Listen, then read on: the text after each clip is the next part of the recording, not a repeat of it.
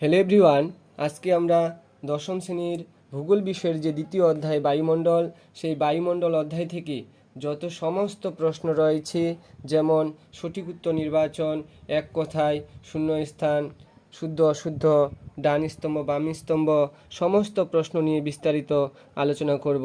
তো সর্বপ্রথমে বলা হয়েছে সঠিক বিকল্পটি নির্বাচন করো। একের 1 নম্বর দাগের যে প্রশ্নটি আছে, উল্কাপিণ্ড পুড়ে ছাই হয় নিম্নলিখিত স্তরে, আয়নোস্ফিয়ার স্তরে নাকি স্ট্র্যাটোস্ফিয়ার নাকি মেসোস্ফিয়ার নাকি এক্সোস্ফিয়ার। তো সঠিক উত্তর হচ্ছে মেসোস্ফিয়ার। মনে রাখবেন, বায়ুমণ্ডলীয় উষ্ণতা তারতম্যে 6টি স্তরে ভাগ করা হয়, তার মধ্যে মেসোস্ফিয়ারে উল্কাপিণ্ড পুড়ে ছাই হয়ে যায়।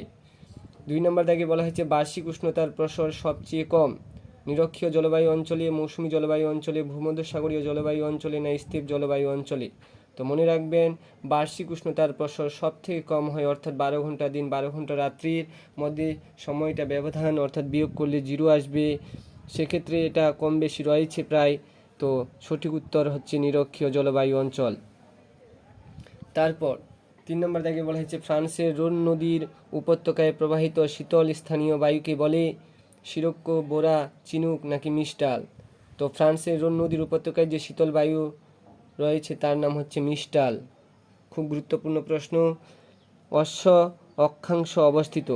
অশ্ব অক্ষাংশ, অশ্ব শব্দের অর্থ ঘোড়া। 25 থেকে 35 ডিগ্রি অক্ষাংশের মধ্যে অশ্ব অক্ষাংশ লক্ষ্য করা যায়।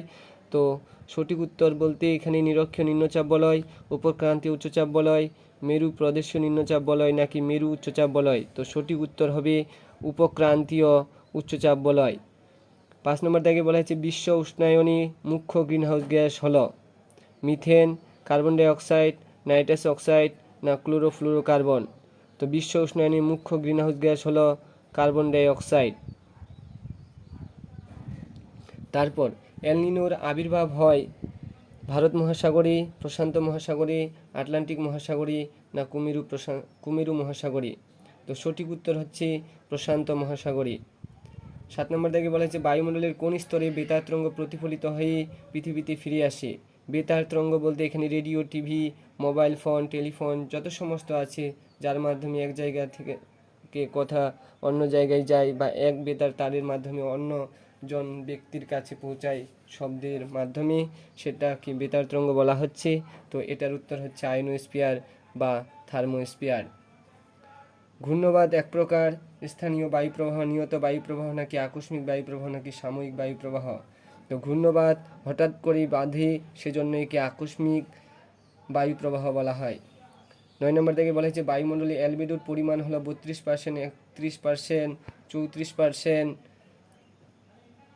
নাকি 37%। তো বায়ুমণ্ডলে টোটাল 100% রয়েছে, তার মধ্যে কার্যকরী বিকিরণ ক্ষমতা টেনে নেয় 66%, বাকি পড়ে রইল 34%।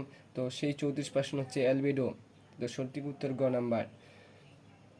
10 নম্বর বলা হয়েছে নিচের কোনটি বায়ুমণ্ডল উত্তপ্ত হওয়ার পদ্ধতি নয়। পরিবহন, পরিচালন, বিকিরণ, অধক্ষেপণ। আমরা জানি যে বায়ুমণ্ডলকে উত্তপ্ত করে পরিবহন, পরিচালন, বিকিরণ, আর অধক্ষেপণ কোনো পদ্ধতি নয়। তো সেক্ষেত্রে নয় বলছে, এক্ষেত্রে উত্তর হবে অধক্ষেপণ। এই ধরনের প্রশ্নগুলো খুব ভালো করে পরীক্ষার হলে পড়তে হবে, কারণ মাথার মধ্যে চাপ পড়ে দেখবে নয়টাকে হয় বলে মনে করে আমরা যে কোনো বিকিরণ পদ্ধতি দিয়ে দিলাম, সেক্ষেত্রে ভুল হয়। তো অবশ্যই এদিকে নজর রাখতে হবে। 11 নম্বর দাগে বলা হয়েছে বায়ুমণ্ডলে নাইট্রোজেনের পরিমাণ হলো 75.08% না 57.0 বা 0.80% নাকি 20.34% নাকি 77.08%। তো বায়ুমণ্ডলে নাইট্রোজেন বলা হয়েছে, আমাদের নাইট্রোজেন পরিমাণ হচ্ছে 78.08%, 0.84 ধরা হয়। কিন্তু এক্ষেত্রে যখন সেই উত্তরটি নেই, তার পাশাপাশি রয়েছে 77.08%। তো সঠিক উত্তর গ নাম্বারকে নেওয়া যায়। তারপর 12 নম্বর দাগে বলা হয়েছে চরম আর্দ্রতা পরিমাপের একক হলো গ্রাম পার ঘনমিটার না সেলসিয়াস না ডপসন না মিলিবার। তো মনে রাখবেন, চরম আর্দ্রতা, নিরপেক্ষ আর্দ্রতা, আপেক্ষিক আর্দ্রতা, এই তিনটি বিষয় থেকে যে কোনো দিতে পারি। তো এক্ষেত্রে সঠিক উত্তর গ্রাম পার ঘনমিটার বা ঘন কিউ। এগুলো মনে হয় সেলসিয়াস, ডপসন, ওজন গ্যাসের ঘনত্ব ডপসনে মাপা হয়, মিলিবার বায়ুর চাপ মাপা হয়, এগুলো মনে রাখবেন। তারপর 13 নম্বর প্রশ্নে বলা হয়েছে, দেখো বৃষ্টিপাত পরিমাপের যন্ত্রের নাম হলো থার্মোমিটার, অ্যানিমোমিটার, রেনগজ না বাত পতাকা। তো মনে রাখবেন যে বৃষ্টি পরিমাপক যে যন্ত্র তার নাম হচ্ছে রেনগজ। যদি থার্মোমিটার তাহলে বায়ুর উষ্ণতা, যদি অ্যানিমোমিটার বলা হতো তাহলে বায়ুর গতিবেগ, এবং বাত পতাকার সাহায্যে বায়ুর দিক মাপা হয়। তো এক্ষেত্রে সঠিক উত্তর রেনগজ। নিচের কোনটি ওজোন স্তর ধ্বংসকারী গ্যাস নয়? আবার নয় দিয়ে প্রশ্ন দিয়েছে, মনে রাখবেন oxygen, হ্যালন, chlorofluoro methane, chlorofluoro carbon. তো এক্ষেত্রে ওজোন স্তরকে ধ্বংস করে হ্যালনও করে, ক্লোরোফ্লোরো করে, ক্লোরোফ্লোরো কার্বনও করে। যেটি করে না সেটা হচ্ছে অক্সিজেন, যা মানুষের শ্বাস প্রশ্বাস নিতে সাহায্য করে এবং আগুন জ্বালাতে সাহায্য করে। এই অক্সিজেন ছাড়া আমরা পৃথিবীতে বেঁচে থাকতে পারি না। তো এক্ষেত্রে সঠিক উত্তর অক্সিজেন। এবার বিভাগ ক্ষতে বলা হয়েছে সত্য মিথ্যা। বায়ুর চাপ 14 ব্যারোমিটারের সাহায্যে পরিমাপ করা হয়। বায়ুর চাপ 14 ব্যারোমিটারের সাহায্যে পরিমাপ করা হয়। তো এক্ষেত্রে 14 ব্যারোমিটার সাহায্যে বায়ুর চাপ পরিমাপ করা হয়, সত্য। তারপরে বলা হয়েছে অ্যানোমিটার যন্ত্রের সাহায্যে বায়ুর গতিবেগ মাপা হয়। একটু আগেই বললাম, তাহলে এটি সত্য। অ্যানোমিটার যন্ত্রের সাহায্যে বায়ুর গতিবেগ মাপা হয় এবং বায়ুর দিক মাপা হয় বাত পতাকার সাহায্যে, মনে রাখবেন। তারপর মিস্টাল একটি উষ্ণ স্থানীয় বায়ু যা ফ্রান্সের রোন নদীর উপত্যকায় প্রবাহিত হয়। আমরা একটু আগেই দেখলাম পরে আগের পেজে যে একটি শীতল বায়ু হলো মিস্টাল বায়ু। এখানে উষ্ণ কথাটি অ্যাড করেছে বলে মিথ্যা, মনে রাখবেন। অ্যাস্ট্রোস্ফিয়ারের উচ্চতা বৃদ্ধির সঙ্গে সঙ্গে তাপমাত্রা কমে না। অ্যাস্ট্রোস্ফিয়ারের উচ্চতা যখন 0 থেকে 18 প্রায় ধরা হয় ট্রোপোস্ফিয়ার, এবং 18 থেকে 50, তাহলে 18 থেকে 50 কিলোমিটারে কিন্তু উচ্চতা বৃদ্ধি পেলে উষ্ণতা বা তাপমাত্রা বৃদ্ধি পায়। তো এক্ষেত্রে কমই বা হ্রাস বলেছে, সেজন্য মিথ্যা। বায়ুর চাপ মাপার একক সেন্টিমিটার না, তাহলে সেক্ষেত্রেও এটি মিথ্যা।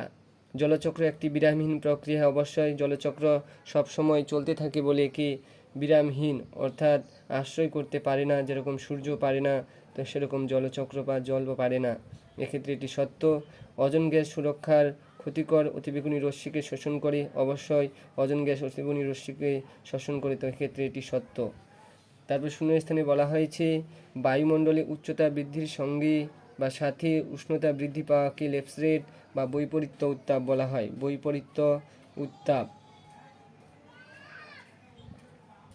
বৈপরীত্য উত্তাপ, মনে রাখবেন। তারপর শীতকালে শিল্পাঞ্চলে জলীয় বাষ্প ঘনীভূত ধূলিকণার সঙ্গে মিশে গেলে কি তৈরি হয়? তো ধোঁয়াশা তৈরি হয়, মনে রাখবেন।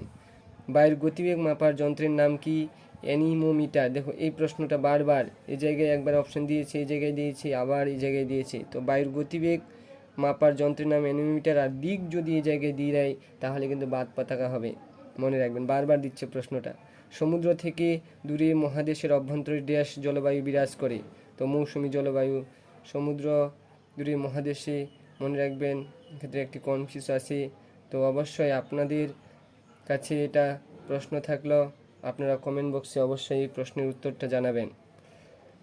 তারপর 2-5 নম্বর দাগে বলেছে ড্যাশ স্তরকে শান্তমণ্ডল বলা হয়। তো অ্যাস্ট্রোস্ফিয়ার স্তরকে শান্তমণ্ডল বলা হয়। 6 নম্বর বলা হচ্ছে আয়ন বায়ুকে ড্যাশ বায়ু বলা হয়। তো আয়ন বায়ুর অপর নাম বাণিজ্য বায়ু, অর্থাৎ আয়ন বায়ুকে বাণিজ্য বায়ু বলা হয়। 7 নম্বর দাগে বলেছে বায়ুমণ্ডলে অক্সিজেনের পরিমাণ হলো কত %? তো বায়ুমণ্ডলে অক্সিজেনের পরিমাণ রয়েছে 20.94% প্রায়, এবং নাইট্রোজেন রয়েছে 78.08% প্রায়। মনে রাখবেন এই দুইটা গ্যাস মিলে বায়ুমণ্ডলে 99% প্রায় জুড়ে রয়েছে। তারপর একটি বা দুটি শব্দে উত্তর দাও। অশ্ব অক্ষাংশ কোন বলয়ে অবস্থিত? আবার এই প্রশ্ন ঘুরিয়ে ফিরিয়ে দিচ্ছি, দেখুন। অশ্ব অক্ষাংশ উপক্রান্তীয় উচ্চচাপ বলয়ে অবস্থিত। জেট বায়ু প্রবাহিত হয় বায়ুমণ্ডলের কোন স্তরে? তো ট্রোপোস্ফিয়ার স্তরে জেট বায়ু প্রবাহিত হয়।